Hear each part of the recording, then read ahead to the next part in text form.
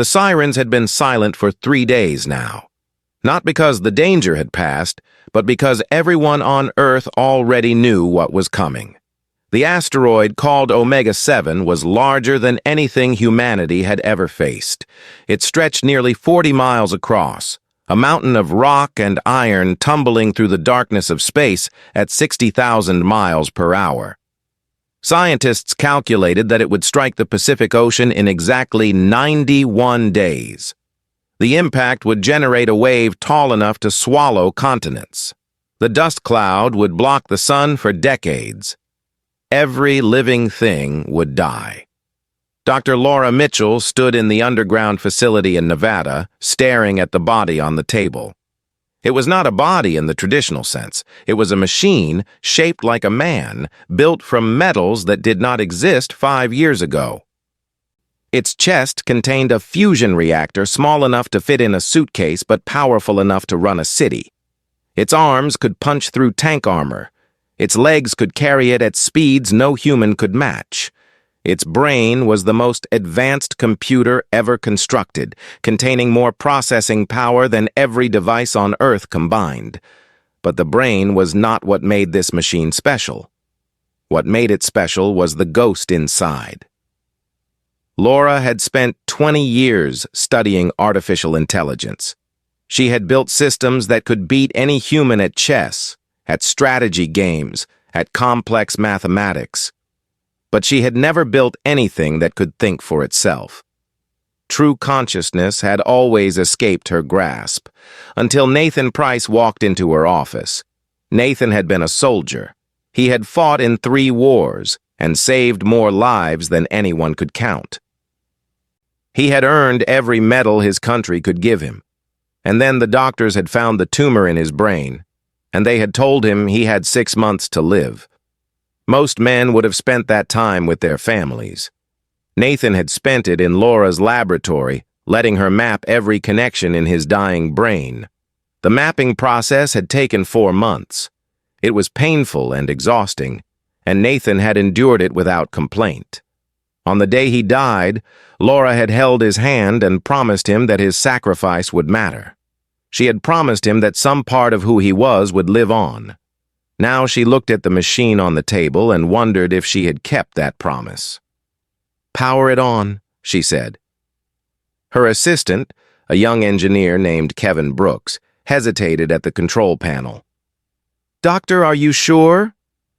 "We have not finished the safety protocols. If something goes wrong, it will not matter. The asteroid will kill us all anyway. Power it on." Kevin pressed the button. The machine's eyes opened. They were not human eyes. They glowed with a soft blue light that came from deep within. The machine sat up slowly, moving with a grace that seemed almost organic. It looked around the room, taking in the scientists, the equipment, the concrete walls. Then it looked at Laura. "I remember you," it said.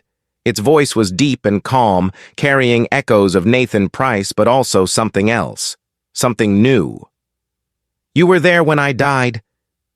Laura felt tears forming in her eyes. "Nathan?"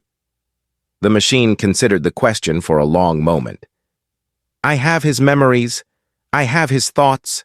I have his feelings. But I am not him. He was human. I am something else." It paused. "You may call me Cole." "Cole," Laura repeated. "Why Cole?" "Because Nathan had a dog named Cole when he was a child. It was the only living thing that never disappointed him." The machine stood up from the table, testing its limbs, flexing its fingers. "You built me for a purpose. What do you need me to protect?" Laura pointed to a screen on the wall. It showed Omega 7, captured by telescopes in orbit. The asteroid filled the entire frame, ugly and unstoppable. "That," she said. "We need you to stop that." Cole studied the image. His mind processed thousands of calculations in the space of a heartbeat.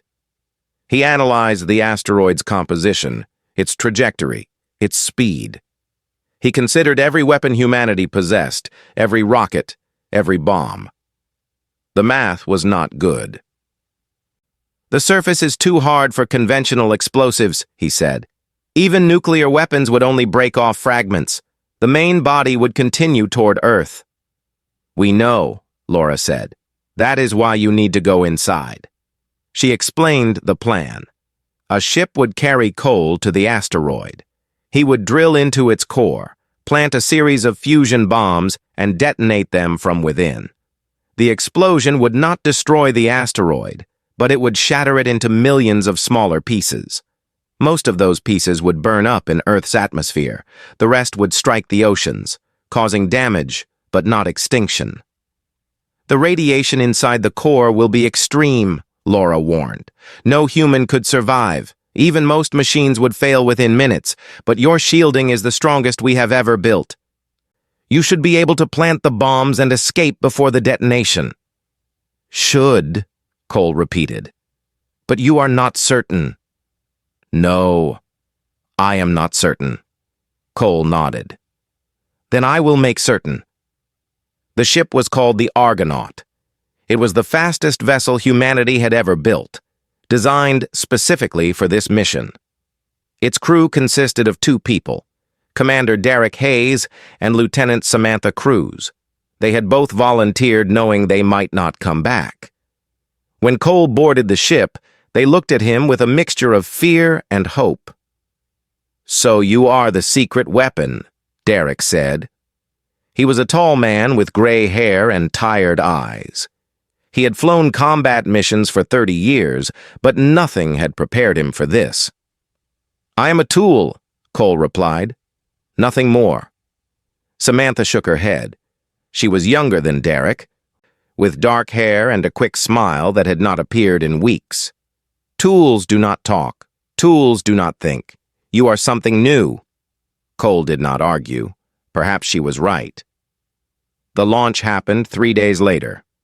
Laura watched from the control room as the Argonaut rose into the sky on a pillar of fire. She watched until it disappeared into the blue, and then she watched the tracking data until the ship was nothing but a dot among the stars. "Good luck," she whispered. "Come home safe." The journey took 6 weeks. Cole spent most of that time in standby mode, conserving power for the mission ahead. But sometimes he activated and spoke with the crew. Derek told him about his wife and daughters. Samantha told him about the ocean, how she had grown up on the coast and dreamed of sailing around the world. Cole listened and stored their words in his memory. He was beginning to understand why Nathan Price had cared so much about protecting people.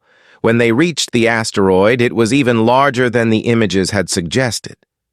It filled the viewports like a dark god, blotting out the stars. "Beginning approach," Derek announced. His voice was steady, but his hands were shaking. Cole moved to the airlock. "I will need approximately 4 hours to reach the core and plant the devices. Maintain a safe distance until I signal completion." Samantha grabbed his arm. "Cole, be careful in there." He looked at her hand, then at her face. "I will try." The drill pod was small and fast. Cole guided it toward the asteroid's surface, found a weak point in the rock, and began boring downward. The darkness swallowed him. The radiation climbed. His sensors screamed warnings that he ignored. 4 hours later, he reached the core. The bombs were heavy, but Cole placed them with precision. He armed each one, set the timers, and began the long climb back to the surface. His systems were failing. His vision flickered, but he kept moving. He emerged into starlight just as the first bomb detonated. The asteroid broke apart around him. Massive chunks of rock tumbled in every direction, and Cole was caught in the chaos. His pod was destroyed. He floated among the debris, his power fading, his consciousness dimming. Then the Argonaut appeared, its cargo bay open wide. Samantha's voice filled his communications channel. "We have got you, Cole. We have got you." They pulled him aboard just as his systems went dark. When he woke, Earth hung in the viewports, blue and green and alive. Derek was smiling for the first time in months. Samantha was crying. "You did it," she said. "You saved everyone." Cole looked at the planet he had been built to protect. He felt something strange in his chest, something that was not part of his programming. He felt proud, but as the Argonaut turned toward home, the sensors detected something impossible. A massive shape was emerging from the debris field, something that had been hidden inside the asteroid all along. It was a ship, an alien ship, and it was moving toward them. The alien ship was enormous. It stretched nearly 2 miles from end to end, and its surface pulsed with strange lights that moved like blood through veins. The hull was not metal. It looked almost organic, like the shell of some vast creature that had learned to swim through the stars. Derek Hayes had seen many things in his years as a pilot, but nothing had prepared him for this. "What the hell is that?" Samantha whispered. She was gripping the armrest of her seat so tightly that her knuckles had turned white. Cole's sensors were working overtime, trying to analyze the vessel. "Unknown design, unknown materials. The energy signatures do not match any technology in my database." He paused. It was inside the asteroid, hidden, waiting. Waiting for what? Before Cole could answer, the alien ship fired something that was not quite a beam and not quite a missile. It wrapped around the Argonaut like a glowing net, and suddenly the human vessel was not moving under its own power anymore. The controls went dead. The lights flickered. They were being pulled toward the alien ship like a fish on a hook.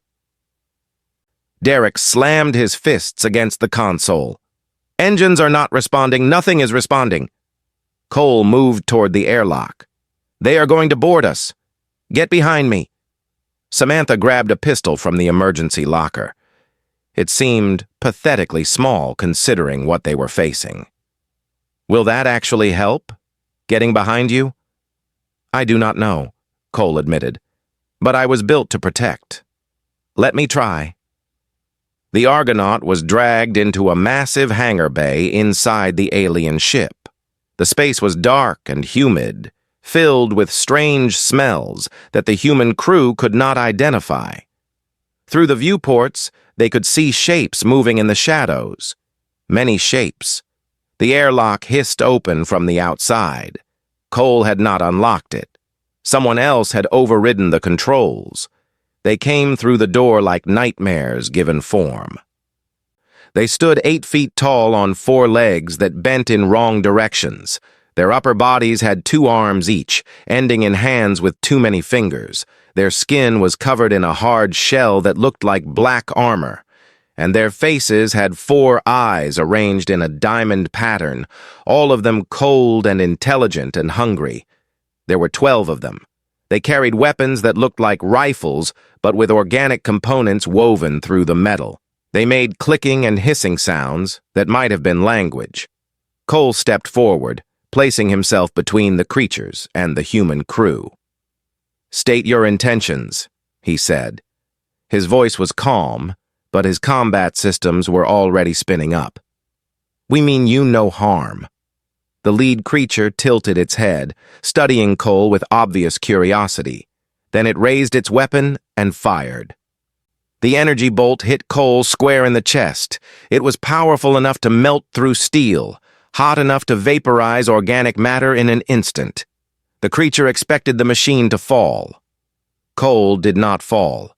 His nanoalloy skin absorbed the energy, redistributed it through his internal systems, and converted it to power.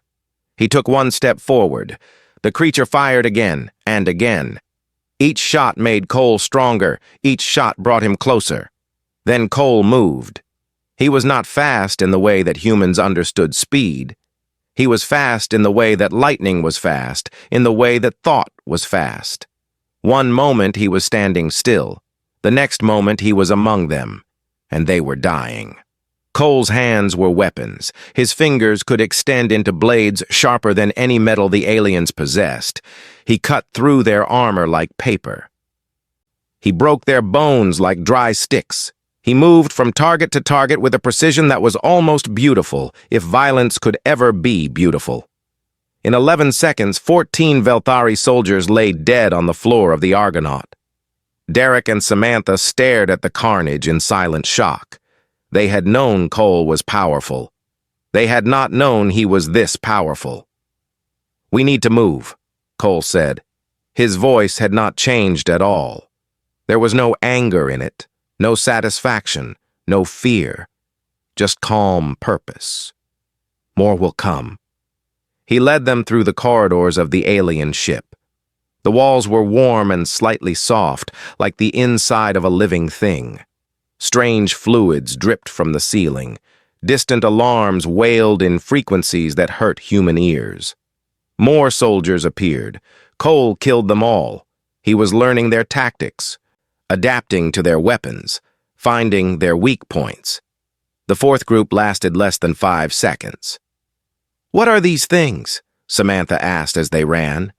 "Where did they come from?" "I do not know yet," Cole replied, "but I intend to find out." They found what seemed to be a command center.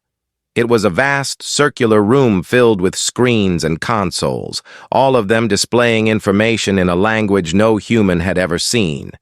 The creatures operating the consoles fled when Cole entered. The ones who did not flee died quickly. Cole approached the central console and extended a cable from his wrist. He connected it to the alien system and began downloading data. His processors worked at maximum capacity, translating the alien language, building a dictionary, constructing meaning from nothing. What he found made him stop for a long moment. "They call themselves the Velthari," he said quietly. "They have existed for over 100,000 years. They have conquered more than 300 worlds." Derek felt his blood go cold. Conquered? Their method is simple. They find developing civilizations, worlds where intelligent life is just beginning to build technology. Then they send asteroids toward those worlds. The impacts destroy the civilizations before they can become threats. After the extinction, the Velthari harvest the planets for resources. Cole paused. Omega-7 was not a natural disaster. It was a weapon. They sent it toward Earth 4,000 years ago, calculated to arrive when humanity had developed enough to be worth exterminating. Samantha felt sick. "They have been trying to kill us for 4,000 years?" "Yes, and they have done the same to countless other species. I am accessing their records now. There are lists here. Lists of worlds they have destroyed. Lists of civilizations that no longer exist. Lists of species that died before they ever had a chance to reach the stars." The weight of this information settled over them like a funeral shroud. Somewhere out there, across the vastness of space, were the graves of hundreds of species. Hundreds of potential allies, potential friends, potential wonders that would never be known. All of them erased by these creatures. "What do we do?" Derek asked. His voice was barely a whisper. Cole was silent for a moment. Then he began downloading faster, pulling every piece of data he could find. Star maps, fleet positions, weapon designs, communication codes. The locations of every world the Velthari had targeted, including those that were still alive and waiting for their death sentences to arrive. "We fight," Cole said. "We warn the other worlds. We build alliances. And we make sure the Velthari never do this again." "That is insane," Derek said. "There are 3 of us. How are we supposed to fight an empire that has lasted 100,000 years?" Cole turned to face him. His blue eyes glowed brighter than before. "I was built by humans," he said. "A species that the Velthari expected to die quietly on a burning planet. Instead, you built ships that could reach the stars. You built weapons that could break asteroids. You built me." He gestured at the screens around them, filled with the records of conquest and destruction. "The Velthari have never faced resistance. They have never met a species that refused to die. They do not know what we are capable of. That is their weakness."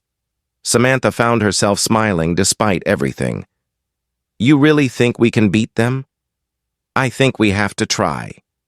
I think Nathan Price would have tried. I think every human who ever lived would have tried." Cole moved toward the door. Now we need to escape this ship and return to Earth. Our people need to know what is coming." They fought their way back to the Argonaut. Cole killed 37 more Velthari soldiers along the way. By the time they reached their ship, the aliens had stopped sending small groups and started sealing the hangar doors instead. Cole tore the doors apart with his bare hands. The Argonaut launched from the alien vessel at maximum thrust. The Velthari ship tried to follow, but it was too large and too slow. Within minutes, the human ship had disappeared into the darkness between stars. On the command deck, Derek set a course for Earth. His hands were no longer shaking. They were steady with purpose. "How long until they come for us?" he asked. Cole calculated the possibilities. "Months, perhaps years. The Velthari are not accustomed to prey that fights back. They will need time to decide how to respond." "Then we use that time," Samantha said. "We build, we prepare, we get ready." Cole nodded. "Yes, and when they come, they will find something they have never encountered before." "What is that?" Cole looked at the stars streaming past the viewport. Somewhere out there, the Velthari were already planning their response. They would come with their fleets and their weapons and their 100,000 years of experience. They expected to find a primitive world cowering in fear. They were going to be very surprised. "They will find humanity," Cole said, "and humanity does not surrender." The Argonaut returned to Earth on a Tuesday morning. By Tuesday evening, every government on the planet had seen the data Cole had stolen from the Velthari ship. By Wednesday morning, they had stopped fighting among themselves. For the first time in human history, there were no wars. There were no border disputes. There was only one enemy, and that enemy was not human. The Global Defense Council was formed within a week. Every nation contributed resources, scientists, soldiers, and money. Old rivalries were set aside. Old hatreds were forgotten. The Velthari had wanted to destroy humanity. Instead, they had united it. Dr. Laura Mitchell was placed in charge of Project Guardian, now expanded beyond anything she had originally imagined. Her task was simple to describe and almost impossible to achieve. She needed to build a fleet that could face the Velthari and win. Cole worked beside her every day. He did not need sleep. He did not need rest. He processed data at speeds no human could match, and he remembered everything. The Velthari technology he had stolen was centuries ahead of anything humanity possessed, but Cole understood it in ways that surprised even himself. The knowledge flowed through his circuits like water through a riverbed. "Their ships are grown, not built," he explained to a room full of engineers. "They use biological components that can repair themselves over time, but the organic elements are vulnerable to certain frequencies of radiation. If we can generate those frequencies, their hulls will weaken." "How do we generate them?" Laura asked. "I'm still calculating. Give me 3 more days." He delivered the solution in 2. The factories of Earth began producing warships unlike anything that had existed before. They were smaller than Velthari vessels, faster and more agile. Their weapons combined human nuclear technology with Velthari energy systems. Their armor was a hybrid of Earth metal and alien alloys. Each ship was crewed by volunteers who knew the risks and accepted them anyway. They called the new fleet the Sentinel Fleet. There were 50 ships in all, each one named after a star visible from Earth. Derek Hayes was promoted to admiral and given command of the flagship, a vessel called the Polaris. Samantha Cruz captained the Vega, the fastest ship in the fleet. But the ships were not the greatest weapon humanity produced during those 2 years of preparation. The greatest weapon was something else entirely. Laura called it the Guardian Project. Using the same neural mapping technology that had created Cole, she built 12 more combat androids. Each one was based on the brain patterns of a different human volunteer. Soldiers, strategists, survivors, people who had faced impossible odds and found ways to win. There was Marcus, based on a firefighter who had saved 40 people from a collapsing building. There was Elena, based on a doctor who had worked through 3 epidemics without ever leaving her patients. There was Daniel, based on a prisoner of war who had escaped from captivity and led 30 other prisoners to freedom. Each guardian was unique. Each guardian was powerful. And each guardian chose to fight. Cole became their leader. Not because he was the oldest or the strongest, but because he understood something the others did not. He understood what it meant to carry a human soul inside a machine body. He understood the weight of protecting those who could not protect themselves. "We are not weapons," he told the other guardians during their first meeting. "We are protectors. The difference matters. A weapon destroys because it is ordered to. A protector destroys because destruction is necessary to preserve something worth saving." Elena nodded slowly. "The people who gave us their memories, their hopes, their fears. We carry all of that inside us. Yes, and we honor them by using what they gave us wisely." On the day before the Sentinel fleet launched, Admiral Grace Holloway visited Cole in his quarters. She was a small woman with silver hair and sharp eyes. She had commanded naval vessels for 40 years, and she had never lost a battle. Now she was leading humanity into its greatest war.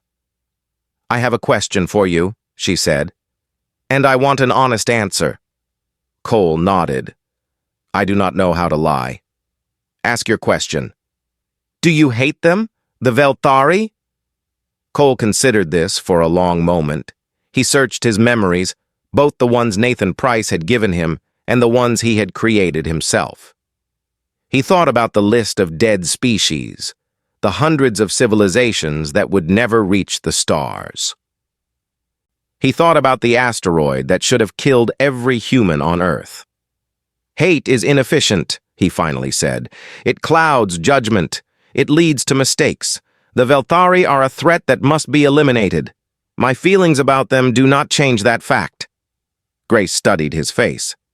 "That sounds like something a machine would say." "I am a machine." "No," she shook her head. "You are something new, something that has never existed before. And I think you feel more than you admit, even to yourself." Cole did not respond. Perhaps she was right. Perhaps there was something inside him that was more than programming, more than calculation. Something that burned when he thought about the Velthari and their endless cruelty. Perhaps it was anger. Perhaps it was grief for all the species he had never known, but could have known. Perhaps it was simply the echo of Nathan Price, a man who had spent his entire life fighting for others. "The fleet launches tomorrow," Grace said. "We are heading for a Velthari border world called Thesak Prime. Our intelligence says it is heavily defended. Orbital platforms, ground forces, battle cruisers. Taking it will not be easy." "Nothing worth doing is ever easy," Grace smiled. "Nathan Price used to say that. I read his file." "I know. I remember his file too. I remember everything he was." Cole walked to the window and looked out at the stars. "Admiral, there is something I need you to understand. The Velthari have ruled their part of the galaxy for 100,000 years. They have never been challenged. They have never been afraid. Tomorrow, that changes. Tomorrow, they learn what it means to face a species that refuses to be a victim." "And what does that mean exactly?" Cole turned back to face her. His blue eyes were glowing brighter than usual. "It means we are going to hurt them, badly. And we are not going to stop until they can never hurt anyone again." The Sentinel fleet launched the next morning. 50 ships rose from Earth like a swarm of silver arrows, carrying 12,000 crew members and 13 guardians. The people of Earth watched them go on screens and holograms across the planet. Some wept, some cheered, all of them hoped. Laura Mitchell stood in the Nevada facility, watching the fleet disappear into the sky. Cole was on the Polaris, far beyond her reach now. She had built him to save Earth from an asteroid. Now he was going to save the galaxy from monsters. "Be safe," she whispered. "Come back to us." In the depths of space, the Sentinel fleet engaged its faster-than-light drives.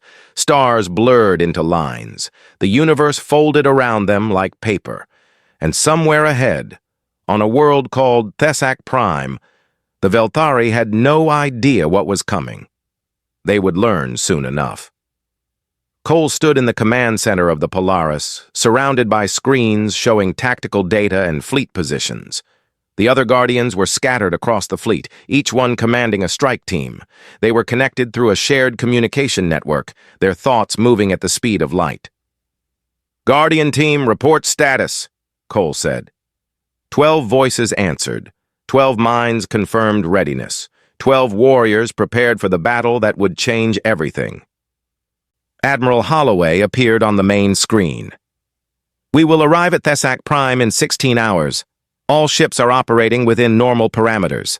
Any final orders?" Cole thought about Nathan Price. He thought about the family Nathan had left behind, the daughter who still visited his grave on Sundays. He thought about Derek and Samantha and Laura and all the humans who were counting on him. "Tell the fleet this," Cole said. "Today we are not just fighting for Earth. We are fighting for every species the Velthari have destroyed. We are fighting for every world they have burned. We are fighting for the right to exist, to grow, to reach the stars without fear. Today the Velthari learn that the universe is not theirs to conquer. Today the Velthari learn what it means to face humanity." Grace smiled. "I will tell them." She cut the transmission. Cole returned to his calculations, preparing for the battle ahead. 16 hours later, the Sentinel fleet emerged from faster-than-light travel above Thesak Prime. The war had begun. Thesak Prime was beautiful from orbit. Its oceans gleamed green under 3 suns, and its continents were covered in forests of purple and gold. It could have been a paradise. Instead, it was a fortress. The Velthari had ruled this world for 8,000 years, and they had turned it into the most heavily defended outpost on their border. Orbital defense platforms circled the planet like a crown of thorns. Each platform was the size of a small city, bristling with weapons that could tear through starship hulls like claws through paper. 3 battle cruisers hung in high orbit, each one carrying enough firepower to glass an entire continent. On the surface, 50,000 Velthari soldiers waited in bunkers and strongholds, ready to repel any invasion. Governor Krelvos stood in his command center, watching the human fleet emerge from faster-than-light travel. He had 700 years of military experience. He had conquered 12 worlds for the Dominion. He had never lost a battle. He was about to lose this one. "They brought only 50 ships," his tactical officer said. "Our intelligence suggested they would have fewer than 30. Still, the numbers favor us heavily." Krelvos clicked his mandibles in agreement. "Destroy them. Leave nothing but debris." The orbital platforms opened fire. Energy beams sliced through space, each one powerful enough to melt through any known material. The Velthari had used these weapons against dozens of species over the millennia. They had never failed. They failed now. The human ships scattered like startled birds, moving with a speed and agility that should have been impossible for vessels their size. They wove between the energy beams, dancing through the killing field without taking a single hit. And then they returned fire. Human weapons were different from Velthari weapons. They did not fire energy beams. They fired missiles tipped with fusion warheads, each one programmed to seek out weak points in Velthari armor. The first wave of missiles struck the nearest orbital platform, and the station shattered like glass. Krelvos felt something he had not experienced in centuries. He felt surprise. "How did they know where to hit us?" his tactical officer demanded. "Those were our weakest points. Points we have never revealed to any enemy." On the bridge of the Polaris, Admiral Holloway allowed herself a small smile. Cole's intelligence was accurate. Their defensive gaps are exactly where he said they would be. Cole nodded. He was processing data from every ship in the fleet simultaneously, coordinating attacks with a precision no organic commander could match. Continue the bombardment. Destroy the platforms first, then focus on the battle cruisers. The battle in orbit lasted 4 hours. The Velthari fought with everything they had, but they were fighting an enemy that knew all their secrets. Every time they adapted their tactics, the humans adapted faster. Every time they tried to regroup, human missiles found them. Every time they thought they had found safety, Cole was there to take it away. By the end of the 4th hour, all 3 battle cruisers were burning wreckage. 9 of the 12 orbital platforms were gone. The remaining 3 had been crippled beyond repair. The Sentinel fleet had lost only 2 ships. "Begin the ground assault," Admiral Holloway ordered. Cole and the other Guardians loaded into drop pods. These were small craft designed for one purpose: to fall from orbit at maximum speed and deliver their passengers directly into combat. They offered no comfort and very little protection. They were simply the fastest way to get from space to surface. The pods launched. Cole felt the acceleration press against his frame as he plummeted toward Thesak Prime.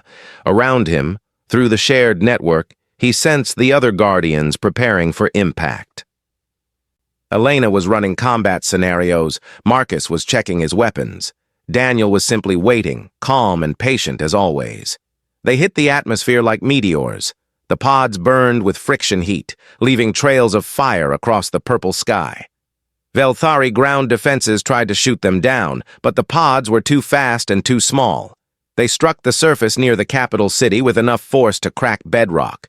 Cole emerged from his pod into chaos. Velthari soldiers were already converging on his position, hundreds of them in their black armor with their organic rifles. They opened fire immediately. Cole did not bother to dodge. He simply walked forward, absorbing their fire, letting his nanoalloy skin convert their energy into power.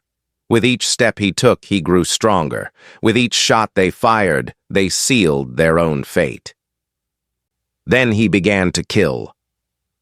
The Guardians spread across the battlefield like angels of death. They moved in perfect coordination, covering each other, supporting each other, adapting to every Velthari tactic in real time. When one Guardian identified a weakness, all 12 knew about it instantly. When one Guardian found a new approach, all 12 implemented it at once. Marcus tore through a defensive line with his bare hands. Elena used captured Velthari weapons against their former owners. Daniel led a flanking maneuver that caught an entire battalion by surprise. And Cole, always Cole, pushed toward the heart of the enemy stronghold. The Velthari had never faced anything like the Guardians. They had fought other machines, simple robots programmed for specific tasks. They had fought organic soldiers from dozens of species. But they had never fought machines that thought, that learned, that grew stronger with every moment of combat. Within 6 hours, the capital city had fallen. Governor Krelvos tried to flee. He had a private shuttle hidden beneath his palace, capable of reaching orbit and jumping to faster-than-light speed before anyone could stop him.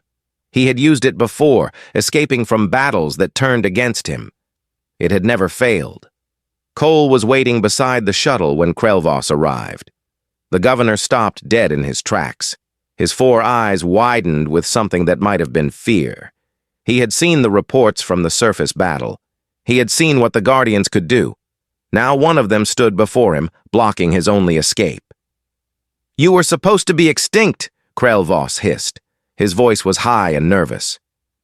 "Your world was scheduled for harvest. The asteroid should have killed you all." "Yes," Cole agreed. "It should have, but we destroyed your asteroid. We freed your captives. We broke your defenses. And now we are here." Krelvos reached for a weapon. Cole moved faster. In one smooth motion, he grabbed the governor by the throat and lifted him off the ground. "Schedules change," Cole said quietly. He did not kill the governor. Instead, he carried him back to the capital and handed him over to Admiral Holloway. The Velthari leader would be interrogated, his knowledge extracted, his secrets revealed. He would live long enough to see his empire begin to crumble. Thesak Prime fell in 16 hours. 16 hours to break 8,000 years of Velthari rule. 16 hours to accomplish what no species had ever done before. The news spread across the galaxy faster than light. The Velthari communication networks carried reports of their defeat to every corner of their territory. Slave species on occupied worlds heard whispers of the humans, the species that had survived extinction and fought back. They heard about the Guardians, the machines that could not be killed, and they began to hope. On a world called Vetros, a species called the Kulari had been enslaved for 3,000 years. Their population had been reduced from billions to millions. Their culture had been erased. Their children were taken and forced to work in Velthari mines. When they heard about Thesak Prime, they rose up against their masters. On a moon called Thessa, a species called the Renkai had been captives for 5,000 years. They had once been great builders, creating structures that could last for millennia. The Velthari had used them as forced labor, making them construct military bases and weapon factories. When they heard about Thesak Prime, they sabotaged everything they had been forced to build. Across a dozen systems, rebellions sparked like fires in dry grass. The Velthari Dominion had ruled through fear for 100,000 years. Now something else was spreading through their territory, something they had never encountered before. Hope. Cole stood on the surface of Thesak Prime, watching transport ships carry liberated prisoners to safety. Many of them were not human. Many of them belonged to species he had never seen before, species with strange bodies and stranger languages. But they all looked at him the same way, with gratitude and wonder and the first fragile stirrings of belief. Elena joined him. Her combat frame still bore the marks of battle, scorch marks and dents that would take days to repair. "We did something here," she said. "Something that matters." "Yes, but it is not finished. The Dominion still controls thousands of worlds. They still have countless ships. This was only the beginning." "Do you think we can really beat them? All of them?" Cole watched a family of liberated aliens board a transport, 2 adults and 3 children holding each other close, finally free after generations of slavery. "I think we have to try," he said. "I think we owe it to everyone who died before we arrived. I think we owe it to everyone who will come after us." Elena nodded slowly. Nathan Price would have said the same thing. Yes, he would have. The Sentinel fleet regrouped above Thesak Prime. Repairs were made. Wounded crew members were treated. Plans were drawn for the next assault. There were many more battles ahead, many more worlds to liberate, many more Velthari to face. But something had changed. The humans and their allies were no longer just fighting to survive. They were fighting to win. And somewhere in the heart of the Velthari Dominion, the rulers who had never known defeat were beginning to realize that their time might finally be ending. Cole transmitted a message to the entire fleet. "This is Guardian Leader. Today we proved that the Velthari can be beaten. Tomorrow we will prove it again. And the day after that, and the day after that, until every species they have enslaved is free. The galaxy is watching. Let us show them what we can do." The fleet roared its approval through the communication channels. 50 ships, 12,000 crew members, and 13 Guardians united in purpose. The reckoning had begun. 3 years had passed since the fall of Thesak Prime. 3 years of battles and victories and losses. 3 years of liberation and alliance building and careful preparation. The galaxy had changed in ways that no one could have predicted. The Velthari Dominion, which had ruled unchallenged for 100,000 years, was crumbling. Rebellions had spread across their territory like wildfire. Species that had been enslaved for millennia were finally fighting back, and leading them, coordinating them, Inspiring them were the humans and their guardians. Cole stood on the bridge of the Polaris, watching the stars stream past as the fleet traveled through faster-than-light space. The ship had changed over the years. It had been repaired and upgraded so many times that barely any of the original structure remained. The same could be said of Cole himself. His frame had been rebuilt, enhanced, improved. He was stronger now than he had been when he first awakened in Laura Mitchell's laboratory. But some things had not changed. His purpose remained the same.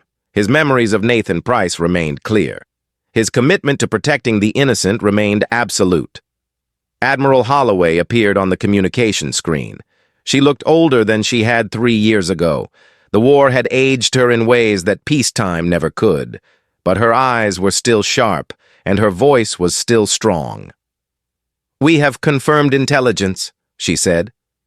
"The Velthari High Council has assembled their Grand Armada, every ship, every soldier, every weapon they have left.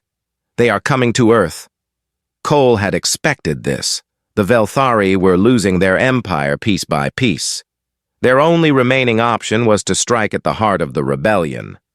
If they could destroy Earth, they believed, the Alliance would collapse. They were wrong. But Cole understood why they thought this way. The Velthari had never faced true resistance before. They did not understand that hope, once kindled, could not be extinguished by violence. "How many ships?" Cole asked.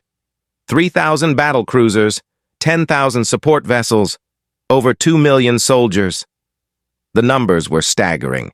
The Sentinel fleet had grown significantly over the past 3 years, from 50 ships to nearly 300.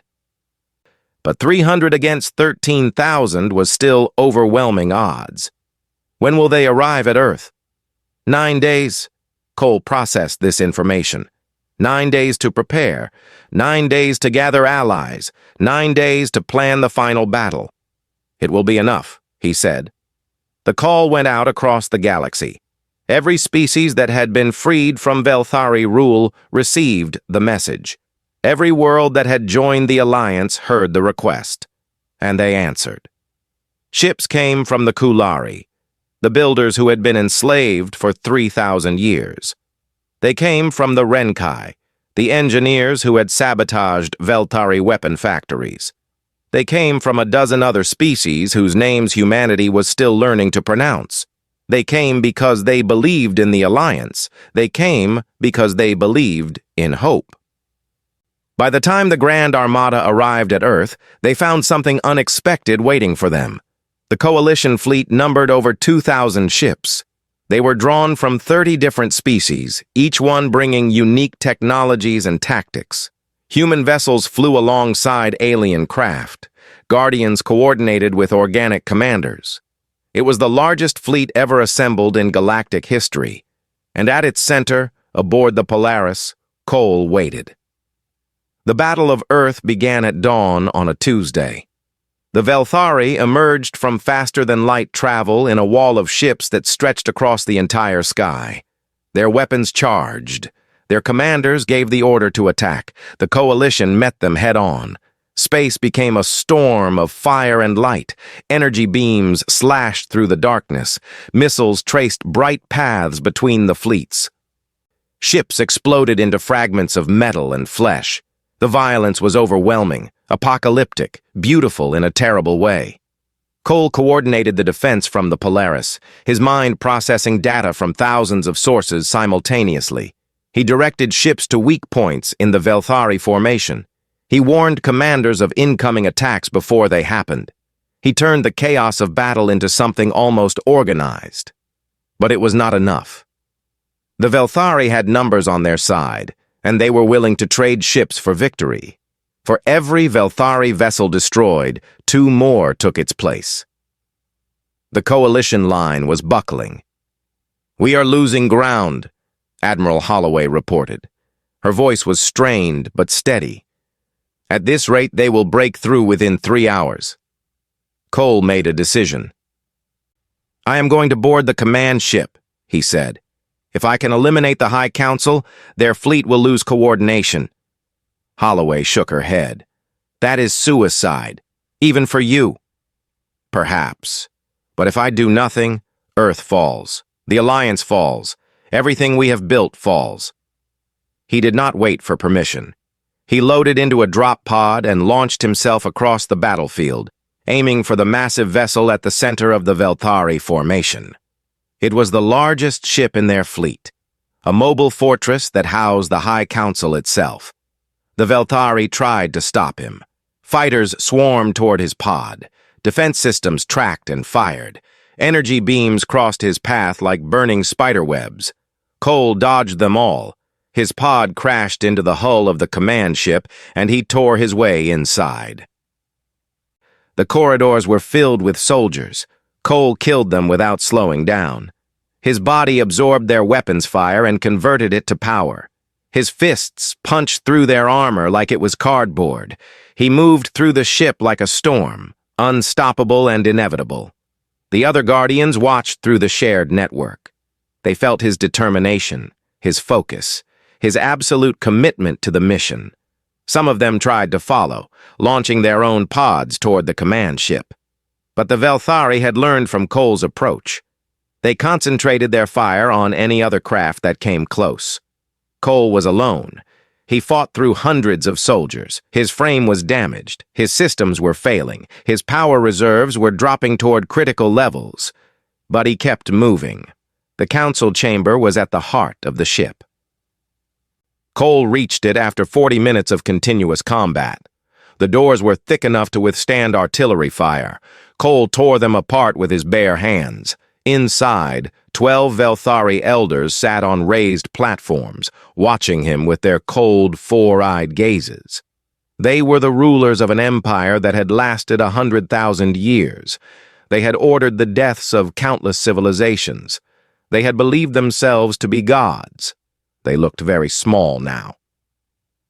"Why do you fight so hard?" the eldest demanded. His voice echoed through the chamber. "You are only a machine. You have no soul. You have no stake in this conflict. You could have remained on your world, lived out your existence in peace. Why did you come here to die?" Cole stood before them, his damaged frame sparking and smoking. His blue eyes still glowed, though dimmer than before. "I was built by humans," he said, "a species that you tried to exterminate. They built me to save their world from your asteroid, but they also gave me something you do not understand. They gave me the ability to choose." He took one step forward. The elders flinched. "I choose to protect the innocent. I choose to fight for those who cannot fight for themselves. I choose to stand against cruelty and oppression wherever I find them." Another step. "You asked why I came here. The answer is simple. I came because you threaten everything I was built to protect. I came because Nathan Price would have come. I came because humanity taught me that some things are worth dying for." The eldest made a gesture, and hidden weapons emerged from the walls. They were the most powerful weapons the Velthari possessed, capable of destroying anything. Cole smiled. It was the first time he had ever smiled. "You are too late," he said. He transmitted a signal. Across the galaxy, Guardian units that had been secretly infiltrated into Velthari facilities activated their final protocols. Shipyards exploded. Weapon factories burned. Command centers collapsed. Years of careful planning, years of patient preparation, all of it coming together in a single moment. The Velthari Dominion died that day. In the space around Earth, the Grand Armada lost coordination as its command structure crumbled. Coalition ships pressed their advantage, destroying enemy vessels with renewed fury. Within hours, the battle was over. Cole stood among the bodies of the High Council. His power was almost gone. His systems were shutting down one by one. But he had one last transmission to make. "This is Guardian Leader," he said, his voice broadcasting to every ship in both fleets. "The Velthari High Council is eliminated. Their empire is finished. The war is over. We have won." The coalition fleet erupted in cheering. On Earth, billions of people wept with relief and joy. Across the galaxy, liberated species celebrated the end of a nightmare that had lasted millennia. Cole collapsed to his knees. His vision was fading. His thoughts were slowing. But he felt something that might have been peace. Months later, after the reconstruction had begun and the alliance had formalized into the Galactic Compact, they came to bring Cole home. His frame was repaired in the Nevada facility where he had been born. Laura Mitchell, now elderly and frail, sat beside him as he awakened. "Welcome back," she said softly. "You saved everyone." Cole looked at her. His eyes glowed with their familiar blue light. "I did what I was built to do," he said. "What will you have me do now?" Laura smiled. "Whatever you choose. You have earned that right." Cole considered this for a long moment. He thought about Nathan Price, whose memories still lived inside him. He thought about all the battles he had fought, all the lives he had saved, all the sacrifices he had witnessed. "I will watch," he said finally. "I will wait. I will protect." Protect who? Everyone. He walked out of the facility and stood in the Nevada desert, looking up at the stars. Somewhere out there, the species of the Galactic Compact were rebuilding their worlds. Somewhere out there, former enemies were learning to become allies. Somewhere out there, children were growing up in a galaxy that no longer feared extinction. Cole had been built to save Earth. He had become something more. He had become a symbol of what humanity could accomplish when they refused to surrender. He had become a nightmare to those who would harm the innocent, and a guardian to everyone else. The war was over, but Cole's purpose remained. He would watch. He would wait. He would protect. And if anything ever threatened the galaxy again, he would be ready. The stars shone down on him, cold and distant and beautiful. Cole stood beneath them, a machine with a human soul, keeping his eternal vigil. Somewhere in whatever afterlife existed, Nathan Price was smiling. The end.